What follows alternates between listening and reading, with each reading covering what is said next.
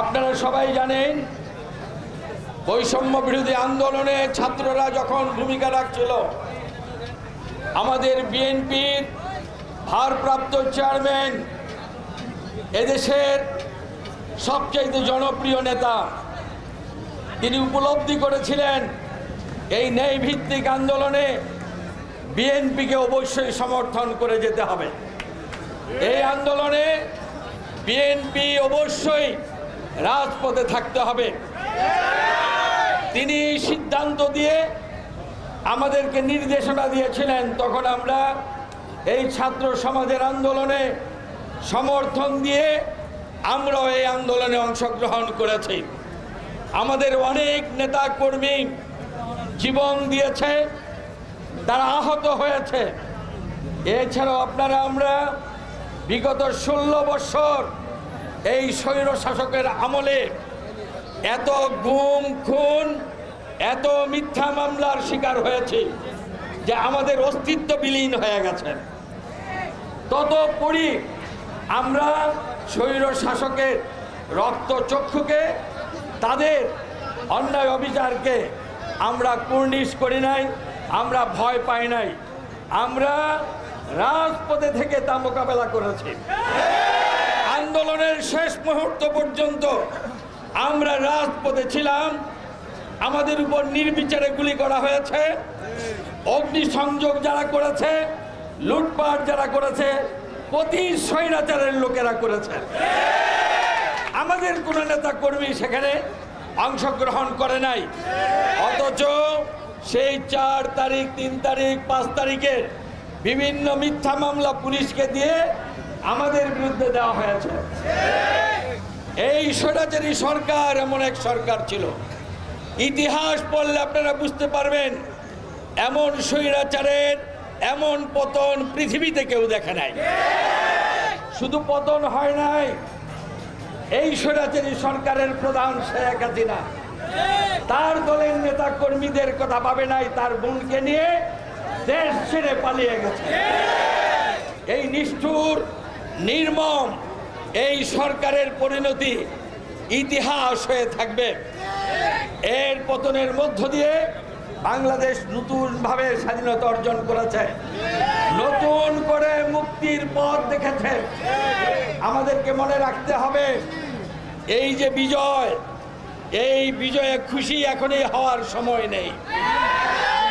এখনো প্রতি স্বৈরাচার ষড়যন্ত্র করছে কিভাবে আমাদের এই বিজয় তারা নস্যাৎ করে দিতে পারে, কিভাবে তারা আবার দেশে অরাজক সৃষ্টি করে আবার তারা দেশে ফিরে আসতে পারে।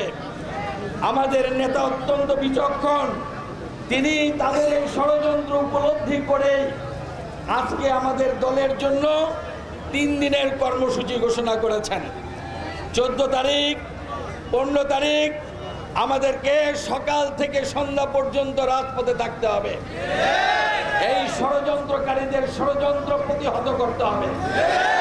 প্রতি স্বৈরাচারে যারা অন্যায় অত্যাচার করেছে, সে যে কোনো পর্যায়ের হোক না কেন, যে কোনো গোষ্ঠীর হোক না কেন, তাদেরকে কোনো ছাড় দেওয়া যাবে না।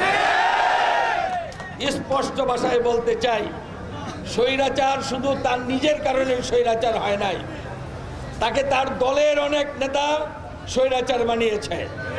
অনেক সাংবাদিক তাদের স্বার্থ নিয়ে তাদেরকে স্বৈরাচার বানিয়েছে। অনেক ব্যবসায়ী তার স্বার্থ নিয়ে এই স্বৈরাচারকে স্বৈরাচার বানিয়েছে। অনেক প্রশাসনের কর্মকর্তার সুবিধা নিয়ে এই স্বৈরাচারকে আরো কঠিন স্বৈরাচার বানিয়েছে। আইন বিভাগে যারা আছে অনেকে তাদের সুবিধা নিয়ে এই স্বৈরাচারকে স্বৈরাচার বানিয়েছে। পুলিশ বাহিনী, অন্যান্য বাহিনী যারা আছে তারাও এই স্বৈরাচারকে আরো বড় স্বৈরাচার বানিয়েছে। আমরা সবাইকে চিনি, সবাইকে জানি। এখন অন্তর্বর্তীকালীন সরকার রয়েছে দেশে, আমরা দাবি করব এদেরকে খুঁজে বের করে আইনের আওতায় এনে শাস্তির ব্যবস্থা করতে হবে। এই প্রতি স্বৈরাচার যাতে কোনো ষড়যন্ত্র করতে না পারে, সেই জন্য এই অন্তর্বর্তীকালীন সরকারকে সজাগ দৃষ্টি দিতে হবে এবং কঠিনতর ব্যবস্থা গ্রহণ করতে হবে। আমরা তাদের পাশে থাকবো ইনশাআল্লাহ। অন্যায়ের বিরুদ্ধে তারা যা করবে তার প্রতি আমাদের সমর্থন থাকবে। এই 18 কোটি মানুষ তাদেরকে সমর্থন করেছিল, স্বৈরাচারের সামান্য মানুষ। আমরা আমার প্রিয় ভাই বোনদের কাছে আমি বলতে চাই, নারায়ণগঞ্জের বিএনপি অত্যন্ত শক্তিশালী সুসংগঠিত একটি সংগঠন। এই আন্দোলন সংগ্রামে বাংলাদেশের সব জায়গায় আন্দোলন হয়েছে, কিন্তু নারায়ণগঞ্জের মতো এত কঠিন আন্দোলন আর কোথাও হয় না। নারায়ণগঞ্জের আমাদের দলের অঙ্গ সংগঠনের নেতৃবৃন্দ, ছাত্র জনতা, সারা দেশের মানুষ যা দেখিয়েছে নারায়ণগঞ্জে, এটাকে ইতিহাস রচনা হয়েছে। আমি সেই জন্য যারা অংশগ্রহণ করেছিলেন সবাইকে দলের পক্ষ থেকে ধন্যবাদ।